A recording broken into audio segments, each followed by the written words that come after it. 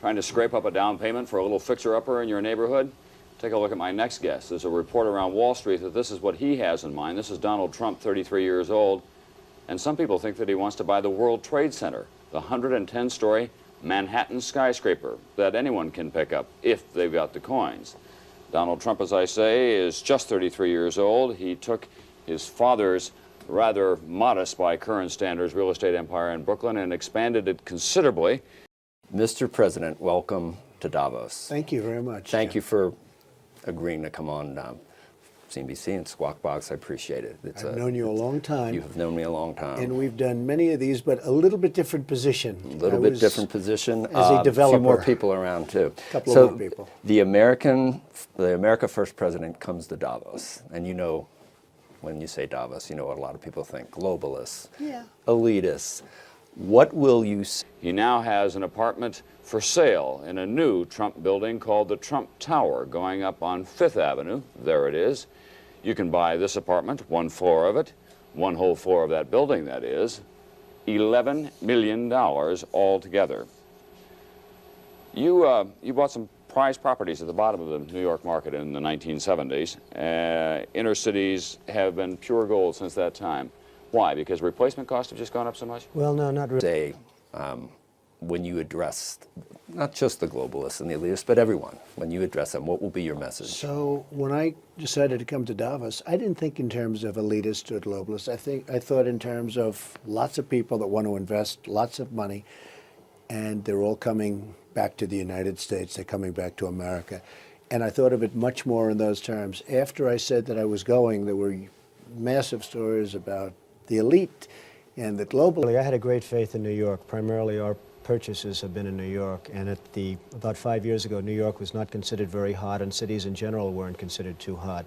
And we purchased the old Commodore Hotel, and we've reconverted that now into about $110 million Grand Hyatt Hotel, which is opening up next week in New York City. And we've made some other purchases that have been fine. Is that your general advice to people who are interested in real estate investment, though? Look to the inner cities, look to old buildings and doing something. And the planes flying in and everything else. It's not about that. It's about coming to America, investing your money, creating jobs, companies coming in. We're setting records every week, every day. We're setting records. You see what's going on. Apple now with $350 billion. Most people thought they meant $350 million, which would build a nice plant. But I spoke with Tim Cook, and I was very honored by it. You remember in my campaign, I used to say, I won't consider this great unless Apple starts coming. With that?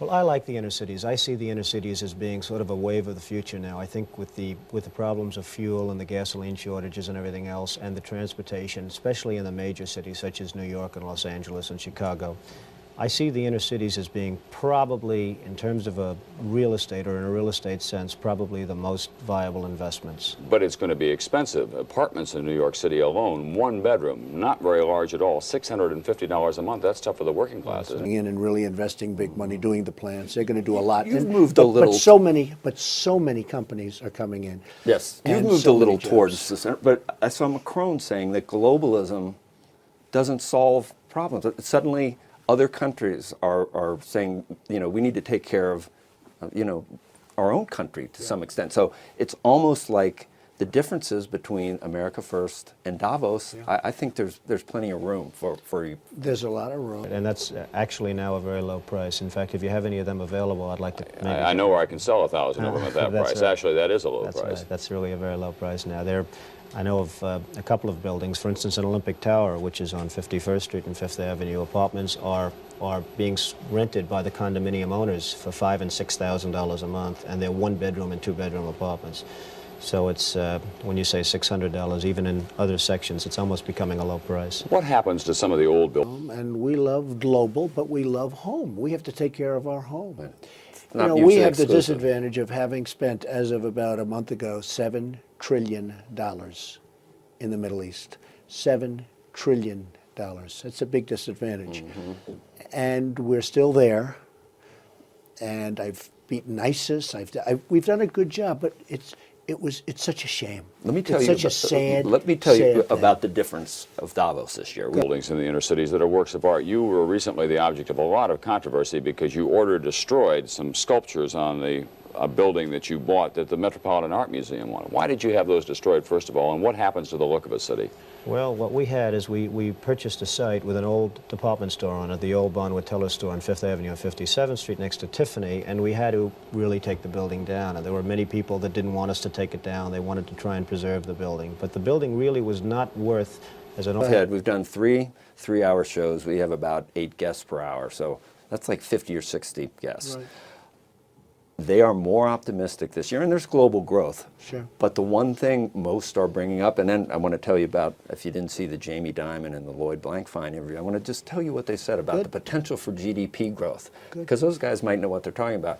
But the tax plan has been brought up almost without exception in a positive way by not Art building or an Art Deco building, it really was not worth very much. And we did take it down, and there was somewhat of an outcry, but I think that's generally subsided now, and I think people like what we're doing and like the building that we're putting in its place. But couldn't you have saved just those sculptures that you had broken? Well, it would have been very, very dangerous to have saved them. They weighed 2 tons, they were 15 feet high, they were about 2.5 feet thick, and if they would have fallen, they could have fallen the opposite way. If they fall into the building, you don't worry. If they fall out toward 5th Avenue, people could have been very bad. just the CEOs, but by leaders from other countries even. Maybe they need to look at tech. Maybe they need to invest in the United States now because it's a better environment for business. And that's why I'm here. To a large extent, that's why I'm here. I think that the tax plan has been even better than we thought. Joe, what did happen that nobody considered is that AT&T started, but they immediately followed. Same day. Hundreds of companies are giving thousands and thousands of dollars to their workers. Badly hurt and killed, and it just, to me, it was not worth it. And they've really proven not to be very valuable art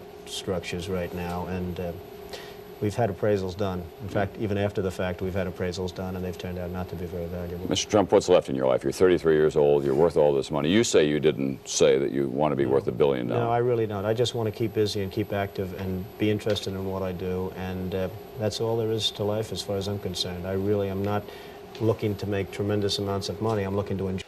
And now you have almost 3 million workers that are receiving thousands of dollars. Nobody ever thought that was not like in the plan. Even Starbucks.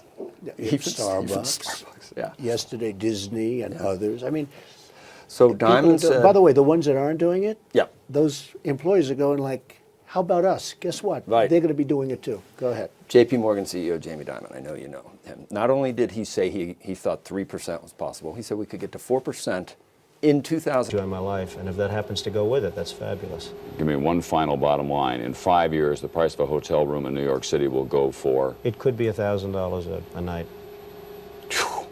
Start saving your money, folks. Just one night, $1,000. 2018, Lloyd Blankfein. And I pressed him a little because I said that was not the outcome, the election, that you were, I think, hoping for. Now that you've seen what's happened to the stock market, up 40% since Election Day, how businesses are doing, confidence, are you happy with the outcome? And he said, he couldn't really say I'm happy with the outcome, but he did say, but nobody did. They can't do it. But he It's said, okay. but